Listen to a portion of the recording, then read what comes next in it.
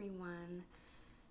So I have a special treat for you and me today. I'm finally going to make my video about tarot and divination and just my thoughts on tarot readings, and then I'm going to do a little show and tell and show off my tarot decks that I have, including, I'm very excited, a new one that I just ordered for myself as like a little Christmas gift, and it just came in the mail today, so I'm very excited to show all of you. So I'm going to go into a little brief history on tarot cards and my views on divination and what I use them for, and then I'll flip you guys around and show off my tarot decks. So let's get started. So the word tarot comes from the Italian word tarocchi,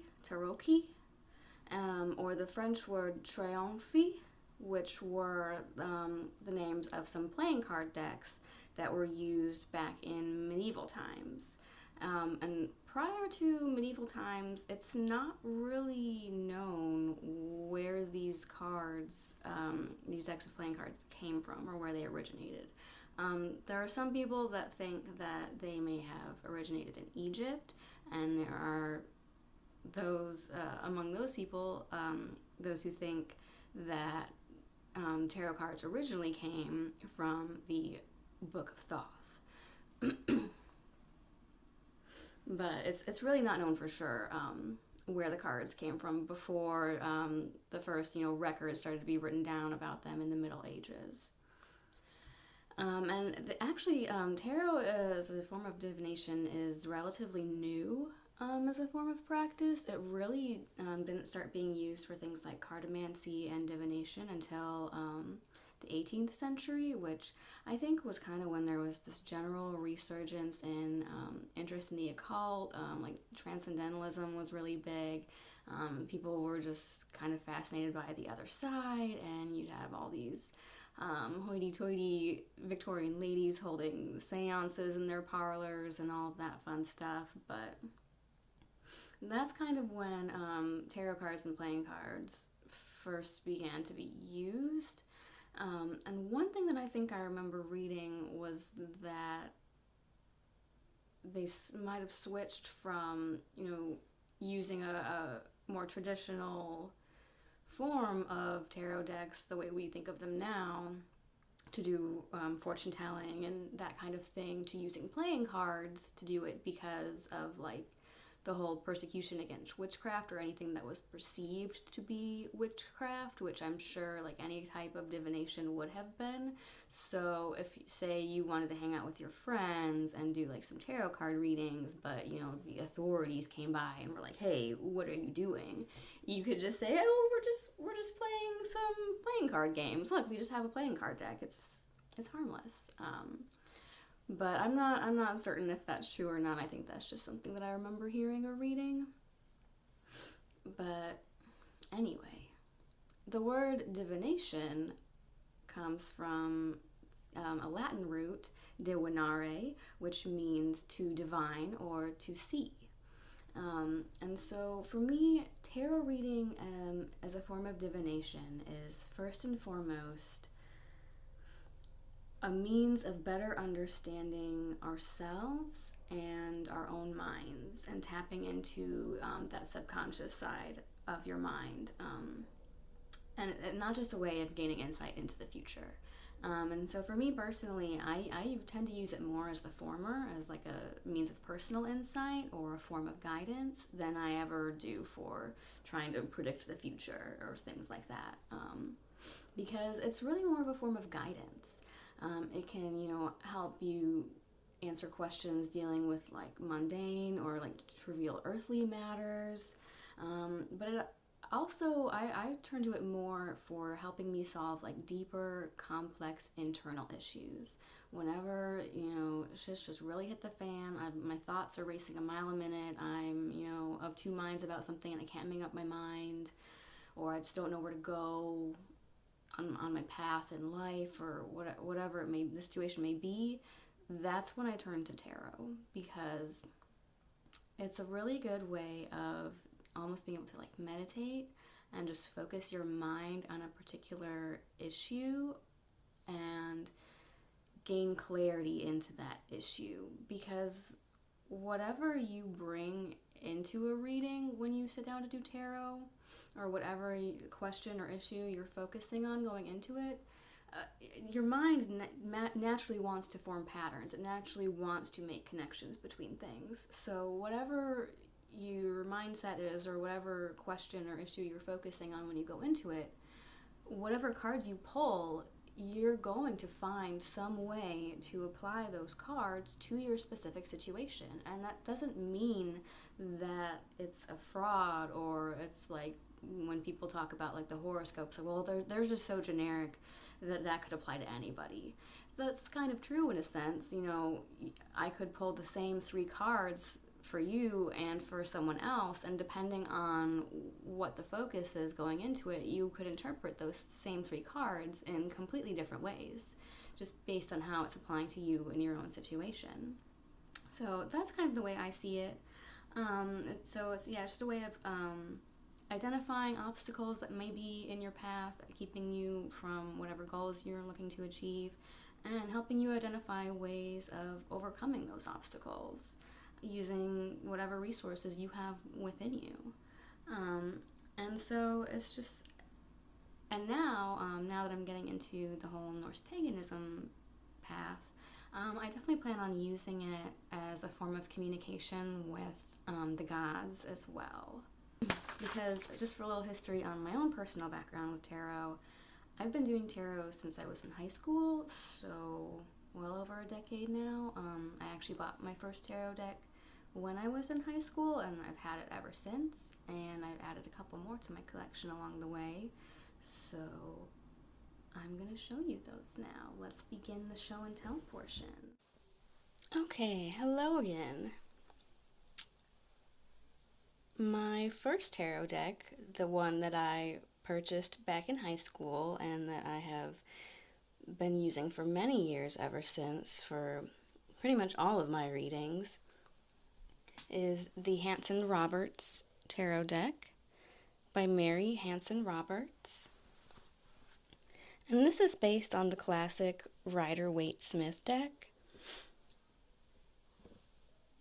which I really like because it's the perfect deck for beginners. If you're just starting out with tarot, I highly recommend that you get a deck based on Rider-Waite-Smith, because most tarot decks that you come across are going to be based on this format. And so it's just a really good way to familiarize yourself with the cards of the major and the minor arcana. And then once you have that firm foundational knowledge of tarot cards in the classic format, you can start branching out into other decks, and it kind of makes it a little bit easier to adapt. But I picked this one out because I really like doing colored pencil artwork myself. And so I really liked the colored pencil illustrations in this. It just gives like a very warm, soft, gentle feeling to me. Even on some of the more negatively viewed cards, like some of the swords. I don't know. The illustrations and the designs really appealed to me. And like I said, it's just a really good basic deck for beginners.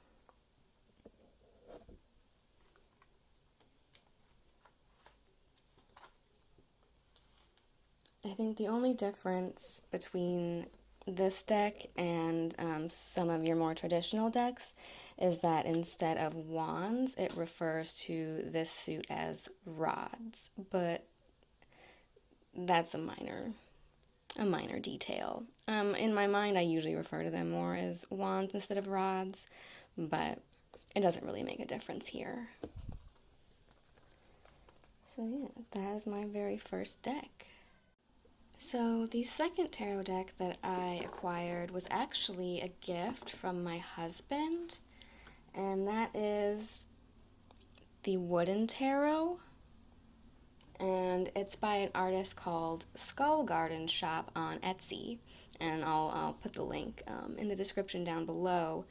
But this was actually a major arcana set that the creator designed first and released by itself, and it was so popular that they then went back and created the full tarot deck, which I also have here. So it's a little bit smaller, the cards in the full deck, compared to this one, but the artwork on these is really interesting. I actually have not worked with this deck too much up until recently because, to be honest, I didn't really connect with it a whole lot, just based on like the artwork and some of the imagery.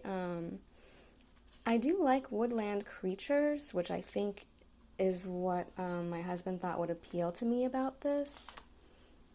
But the interesting thing about these, which you can tell based on like some of the artwork on the back of the cards here, as well as on the front, some of these illustrations remind me very much of like Memento Mori artwork, because you'll see things like these animals and creatures, but they're also usually pictured next to symbols of death and decay, like the funguses, mushrooms, dead leaves. There's a lot of like skull imagery in here. Let's see if I can find a good one. Oh, there's a nice like Yggdrasil-like tree for you. This was one of my favorites. I started working with this deck again recently, right after I decided that I wanted to reach out to Odin and see if he would take me on as a patron. And I ended up pulling this card, which to me was just like a clear symbol of Odin with the stag and the horns and everything. So I thought that was very interesting, especially for it being the Hierophant, which is kind of like not the conventional way you would think of a priest or a religious figure, more like a druid in terms of that type of high religious figure, which is very Odin. And I think the other reason why I have not really worked with this deck very much, in terms of like the full deck itself, is because, for one thing, it doesn't come with a companion book or guidebook really. And the other difference is that instead of the normal suits of the minor arcana that you would see in a Rider-Waite based deck, these have been switched out for custom suits. So instead of pentacles, you have bones. Instead of swords, it's the suit of plumes.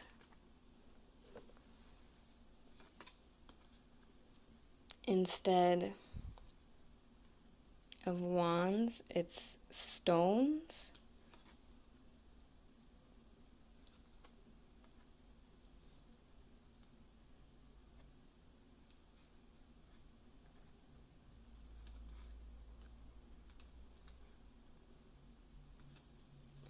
See if I can find one here. Here's another very Odin image right there. And instead of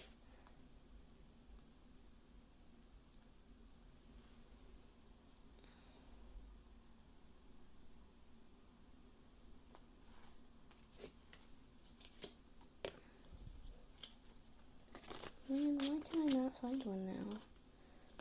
Come on, Loki, help a girl out here. Here we go. Instead of cups, it's plumes. So I think just being someone who's going into this, being very familiar with the Rider-Waite based minor arcana suits, it's kind of been hard for me to adapt and use this deck more frequently because it's not what I'm used to.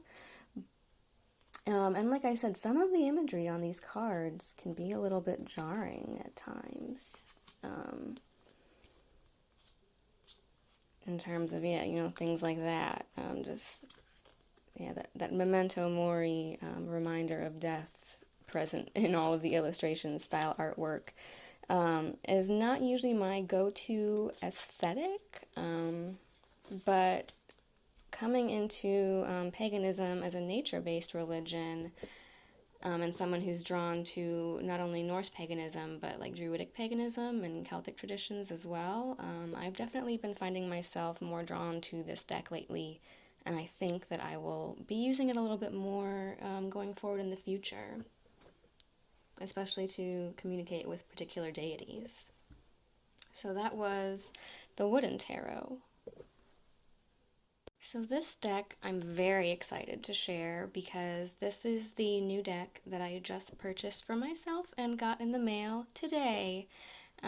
Because again, the artwork just really appealed to me. So I can't wait to share this with you because it's based on Russian and Slavic folk tales in terms of the artwork. And I've been very drawn to that imagery lately because I feel like a lot of the depictions of these like Slavic and Baltic gods, they share many similar attributes as some of the Norse deities. So I'm really excited to incorporate this deck into my practice and to show you some of the imagery in it because, yeah, it just really speaks to me in my new journey as a Norse pagan. So I love that the artwork goes completely all the way out to the edge of the deck, of the card. I don't have any decks like that currently, so I really like that.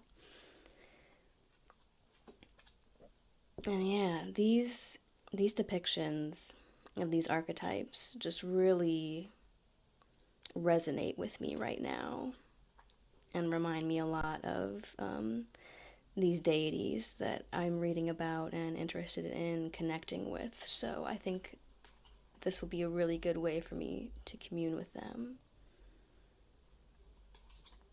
I mean, how Odin is that? Come on. Could be a kind of a tear-like figure there too, maybe, depending on which way you're leaning, but that's some Odin shit right there. Look at that Hierophant card. Very Druidic. I love it. So yeah, this one especially really reminded me of Njord. Got some strong Njord vibes going on this card for some reason. And then the Wheel of Fortune.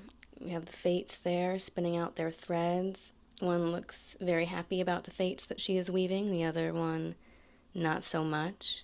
So I think that definitely ties into the myths surrounding the fates or the Norns. This one is very strong Freya vibes. Love it. And then not just the major arcana, but the minor arcana as well. Look at that one. Got some Murder of Crows there. Very ominous. Love this one. What I would really like to do this year for Yule is to celebrate the 12 nights of Yule, and each one focuses on a different god or set of particular gods and goddesses, depending on the theme for those nights. But I wasn't really sure what would be the best way to focus on so many different deities in such a short amount of time without having to like completely take down and set up a new altar every single night. So what I really wanted to get these cards for, because of how strongly I'm connecting with the images right now, is to use them as like altar cards and prayer cards. For example, there's one night of Yule that's dedicated to Mani and the moon and darkness, and so I could easily see myself throwing this card up on the altar for that night as a focus and an easy way of incorporating specific gods. Like this one's very Frey. So got this maiden in her swan cloak here, which really reminds me of Freya and a lot of the Valkyries, which are said to have their falcon cloaks. This definitely reminds me of the three fates, or the three Norns, Skuld, Urd, and Verdandi. And then when you get into the minor arcana, particularly when you get into these higher cards, these also really speak to me of like certain gods and goddesses. Like this one is very Frigga to me. And so, yeah, I'm very excited to get to use these cards in my readings because it's more of the familiar format, Rider-Waite-Smith based that I'm familiar with and used to working with. But I really like the artwork on these cards. Like, look at this one. I feel like it, even if you're not very well versed in the meanings of the cards, it's very easy to look at these and like gain some type of insight from them. Like Two of Wands, these rams are clashing and they're so focused on fighting each other that you don't even notice the entire field is on fire behind them. So I think these images and these archetypes are just really easy to read into and gain something from, even without a deeper knowledge of tarot cards. And if you're interested into Slavic, Russian, Norse, Germanic paganism, I think there's really a lot to find and appreciate in the attention to detail that was paid with these cards. So I am super stoked about this, and yeah, I think I will definitely be picking out some cards that remind me of specific deities to tie them into my 12 Nights of Yule this year in a little easy way of switching up my altar without too much fuss. So that is the Tarot of the Golden Wheel by Mila Losenko. I think I came across the artwork on my Pinterest wanderings and just loved it so much that once I found out that there was actually a full deck of this artwork, I immediately had to get it as a little Yule gift for myself.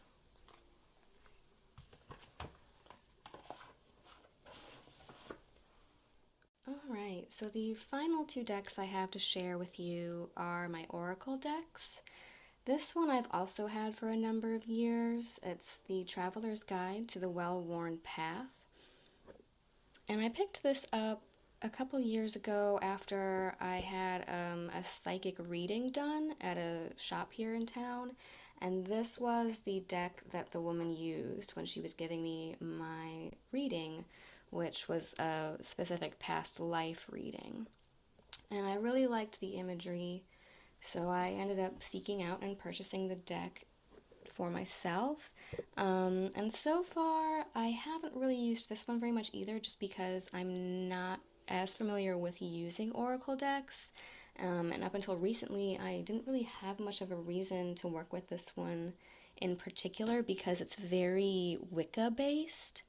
And the more I was kind of researching all of these different paganism, neo-paganism type traditions, the more I wasn't really connecting with Wicca as a whole.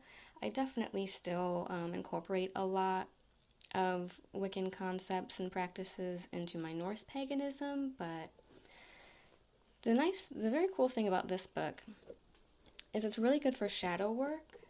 And anyone who just wants to get themselves more familiar with those basic concepts and archetypes of a Wiccan-based tradition, and see where that takes you, and if you want to, maybe incorporate some of it into your own practices, because it has this great, really thick guidebook that comes with it to explain all of the cards, but it's also meant to be used not just as a deck for divination, but it's almost a form of initiation. If you go through and read through all these cards and their meanings in the order that they are laid out in this book, it's constructed as a journey within and a journey to meet these archetypes of God and Goddess and learn more about them and learn more about yourself. So it's really cool for like guided meditation or like a daily oracle card pull and that type of thing is where I've kind of been going toward this more lately. Like when I was first getting started going down this Norse paganism path, I pulled some cards from this deck along with that Hierophant card from the Wooden Tarot, because I wanted to know, hey Odin, if I was to, reach out to you and make an offering, like what would you want? And so I pulled some of these cards, and I pulled a card in here that was for cakes and wine. So I said, all right, I'd say that's a pretty clear message of what Odin would like for me to give to him. Because, like I said, it really kind of lays everything out in these basic archetypes that take you on a journey. So they present you with, your basic tools like the cauldron, concepts like hand fasting, the sun, earth, Wiccan concepts like as above, so below, ancestral spirit. So yeah, these are really nice archetype cards, especially for anyone who's looking into witchcraft or is a solitary practitioner looking for some type of, to do shadow work or an initiation.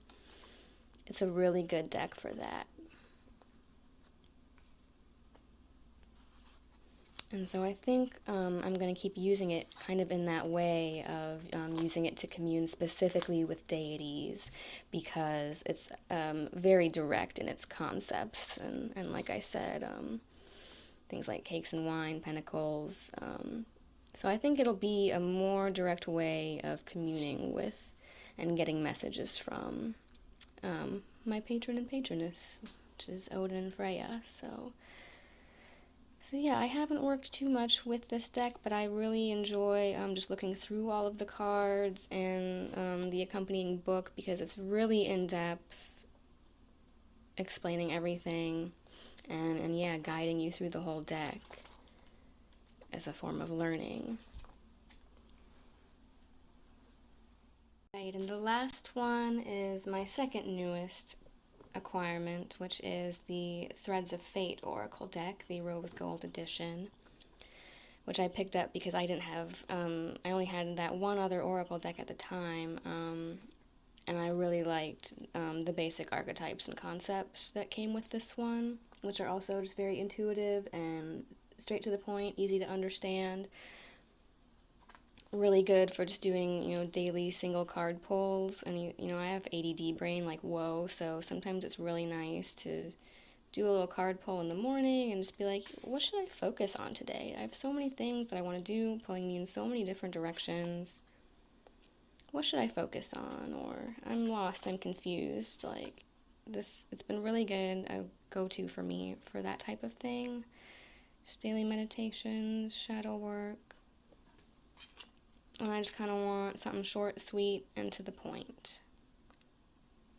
So definitely look forward to working with this one more in the future as well. But yeah, those are all of my tarot decks. I hope to get this video up soon. Let me know if you guys have any questions as to how I use them or do readings. One thing I will definitely recommend is that you journal all of your tarot readings. I write all of mine down.